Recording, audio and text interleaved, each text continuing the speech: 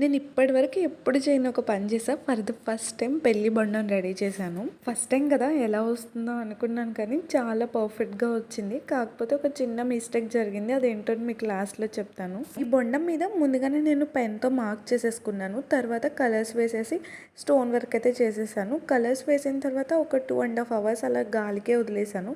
2 hours ఏంటి 4 hours పైనే వదిలేసినట్టున్నాను. Evening 4:45 కల్లా కలరింగ్ కంప్లీట్ అయిపోయింది. నేనేమో నైట్ 10కి స్టార్ట్ చేశాను స్టోన్ వర్క్.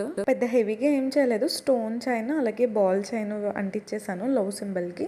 తర్వాత మధ్యలో స్టోన్స్తో నేమ్ రాశాను. పైన ముచ్చుకు దగ్గర కూడా ఒక బాల్ చైన్ స్టోన్ చైన్ అంటించి తర్వాత వైట్ కలర్ పెరల్ స్టోన్స్ లాంటివి ఉంటాయి కదా అవి అంటించాను. తర్వాత పింక్ కలర్లో అయితే కుందన్స్ అంటించాను గ్రీన్ కలర్వి. అండ్ దాని కింద ఒక చిన్న ఎల్లో స్టోన్ కూడా అంటించాను. పువ్వు రేకుల్లో ఉన్నాయి కదా దాని కింద వైట్ కలర్ పెరల్ స్టోన్ అంటించాను. లుక్ బాగుంటుంది గ్రాండ్ లుక్ కోసం అని చెప్పి. ఫైనల్గా నాకు పైన హెవీ అయిపోయింది. లవ్ సింబల్ డల్ అయిందని అనిపించింది. అందుకని నా దగ్గర వైలెట్ కలర్ కుందన్స్ ఉంటే అవి కూడా స్టిక్ చేసేసాను.